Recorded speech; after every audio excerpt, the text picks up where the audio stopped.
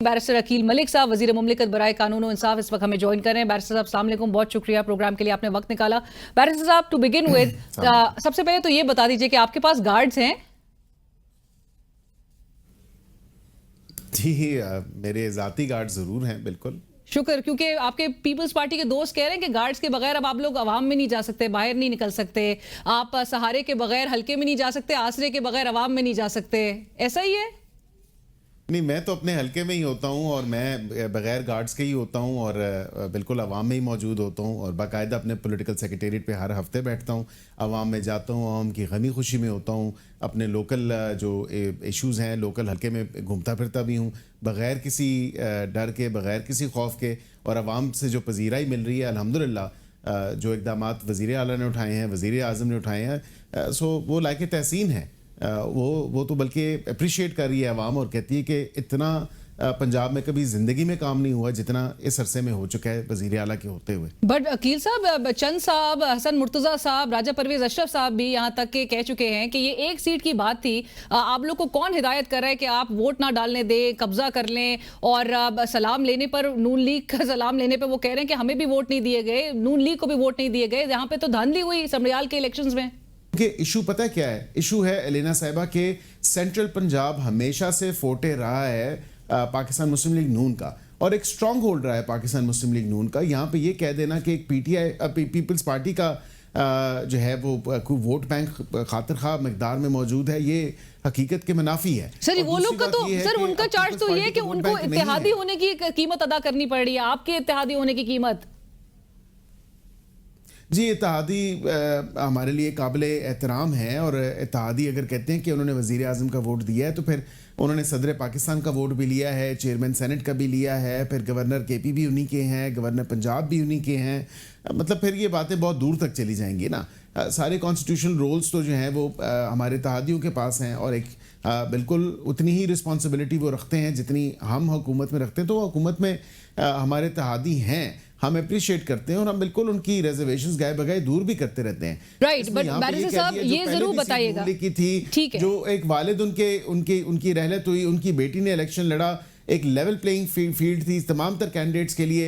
उन कैंडिडेट्स को आप ही के शो में कल आपने आमने सामने बैठाया। एब्सोल्युटली, मैंने वो आपका शो भी देखा। मैंने बिल्कुल अच्छा मैं the first you the first person जिन्होंने दोनों कैंडिडेट्स को ऑन कैमरा लिया, एक साथ लिया और उनको बैठाया और उन्होंने यही बातें की आपके शो में और जो कि अनप्रेसिडेंटेड था कि दो कैंडिडेट्स, एक रनर अप है, एक रिटर्न कैंडिडेट है और वो यही बात कर रहे हैं कि जी बिल्कुल हमने कैंपेन की है। जिस तरह आरओ के सिक्योरिटी हवाले से लॉ एंड ऑर्डर की सिचुएशन को एक काम रखने के लिए वो जो सिक्योरिटी मेजर्स लिए गए वो सबके लिए बराबर। मैं उसी तरफ आने जा रही थी। आपने आई एम ग्लैड कि you raise this and you were watching the show. Barrister साहब यही बताइएगा, आपने हिना अरशद साहिबा की उस गुफ्तगू का जिक्र किया, उन्होंने एडमिट किया था ये बात कि जो रियासती मशीनरी थी और जो इंतजामिया की तरफ से जो मेजर्स लिए गए थे जिससे आरओ ऑफिस को कॉर्डन ऑफ कर दिया गया था, कंटेनर्स लगाए गए थे, क्यों? मतलब क्या जरूरत थी? बाय इलेक्शंस था, यू ऑलरेडी न्यू कि अगर पजीराई मिल रही है तो फिर तो ये सीट आपने रिटेन करनी थी। लेकिन बाय इलेक्शंस की उस एक सीट के हवाले से आपने उसको एक बिल्कुल ऐसे ट्रीट किया कि जैसे ये एक मेजर इलेक्शंस पुल ऑफ था।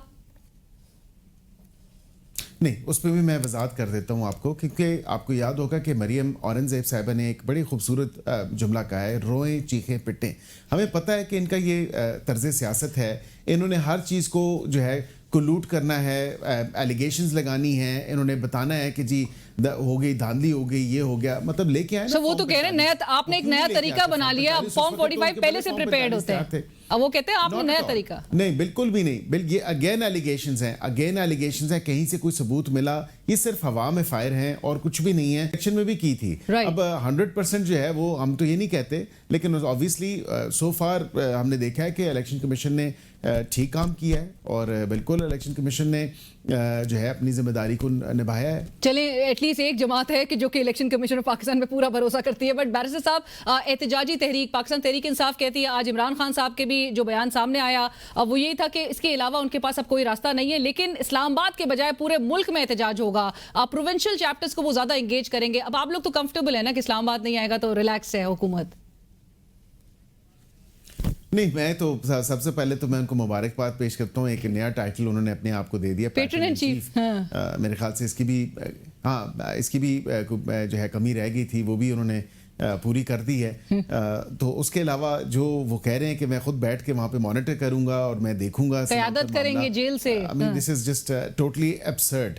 This is totally absurd. जेल से क्या क़यादत करेंगे? मतलब कोई एक्स पे बयान जारी करेंगे, कोई फ़ोन करके पूछेंगे कि भाई किधर हैं, बताएं काफ़िले कहाँ तक पहुँचे, and so on so fourth. ये मुल्क पूरे पे जो एहतजाज या मुल्क गिर एहतजाज की बात की जा रही है, अलीना साहिबा, पार्टी को फाल होना पड़ता है। अभी तो अपने ही अंदर इतनी ग्रुपिंग हो चुकी है, इतने तजब्जब का शिकार है कि एक सिनर्जी और सिंक है ही नहीं इस पार्टी में। इस पार्टी में खिंचातानी लगी है, इक्तदार के हसूल की जंग है, और उसके बाद और कुछ भी नहीं नजर आ रहा।